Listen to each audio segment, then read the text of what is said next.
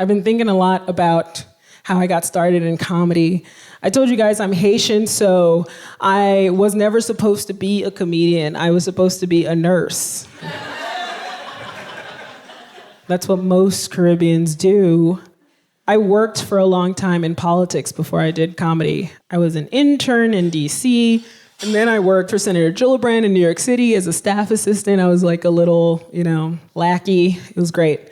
And eventually, I got a job as just like a front desk person at Columbia University in their film department, just doing administration, because it was chiller and I needed a chill job. But I'd always had this desire to do comedy, but I was just like way too scared to even admit it to myself. I was just like, I can't do comedy. That's stupid. I'm stupid. I'm a bitch. I was really self-deprecating back then. It was really dumb. And then I remember I was working at Columbia and I had this deep desire to do comedy, but I was too scared to talk about it or admit it. And one day I took a different way home from work and I discovered an open mic in Harlem. And it was Monday nights and it was like a lot of dudes. At the time, there weren't very many women doing comedy. It was 1942.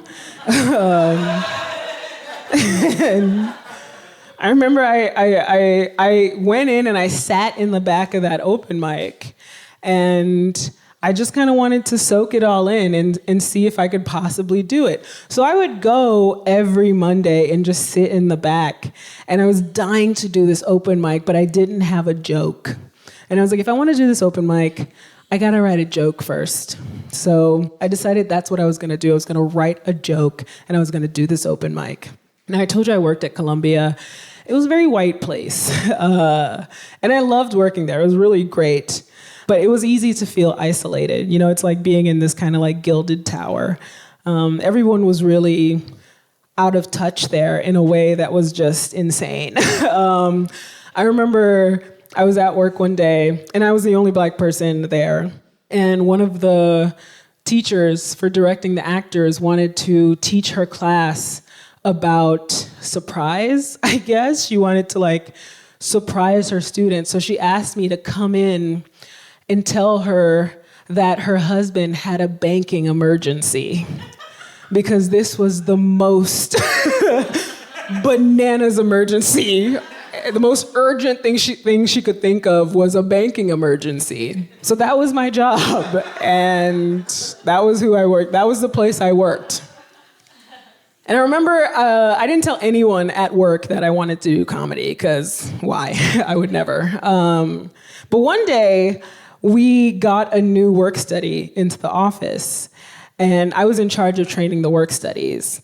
And the very special thing about this work study was that she was a Black woman. And I didn't even realize how much I needed another person that looked like me around, because when I saw her, it was like letting go of a fart that I had been holding on to for a really long time. I was just like, bitch. Oh my God. I have so much to tell you. These white people are crazy.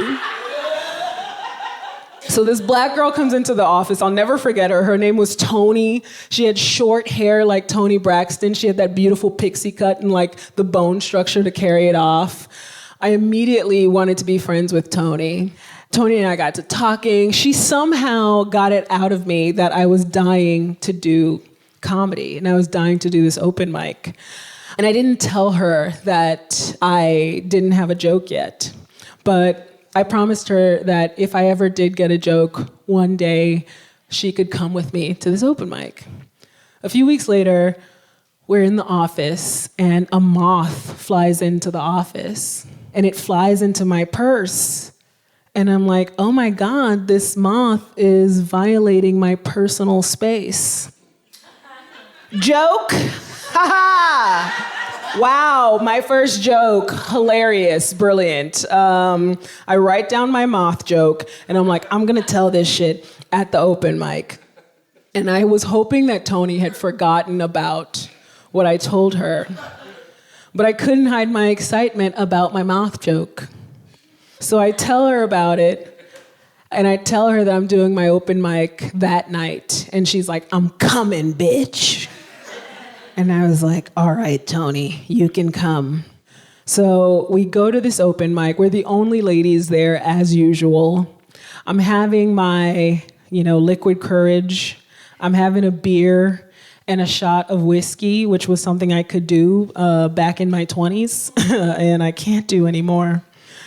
I'm getting my liquid courage. I'm getting ready to do this open mic. The show's going on. It's a bunch of dudes. I'm hoping one day these dudes will probably be my friends. We're all comics now that I have my joke. Thank you. And the comics go up. Eventually, it's the comic before me. And this comic, he's like this chubby black dude, and he loves to do a lot of crowd work. I've seen him a bunch of times. And he's going through the crowd, talking about who he would and wouldn't fuck. And he lands on Tony, and he's like, but you, I wouldn't fuck you because it'd be like fucking a man. Because Tony has short hair. And this is the first time that Tony and I are hanging out outside of work.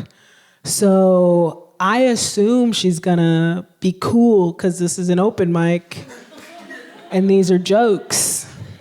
But Tony's from the hood. I learned because Tony immediately got up and she's like, fuck you, nigga. You don't know shit about me.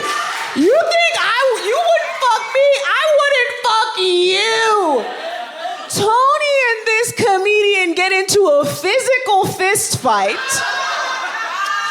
People literally have to rip them apart. There's like rumors of calling the police. People are just like, what should we do? I'm like, surely we can't continue the show now. There's been a fight. But the host gets on stage and he's like, all right, let's keep this show going. And I'm like, okay, but surely he's gonna do some time in between, reset the tone. And he just picks up a list and he goes, Charla Lauriston. So after all of that just happened, I got on stage and I said, a moth flew into my purse and invaded my personal space.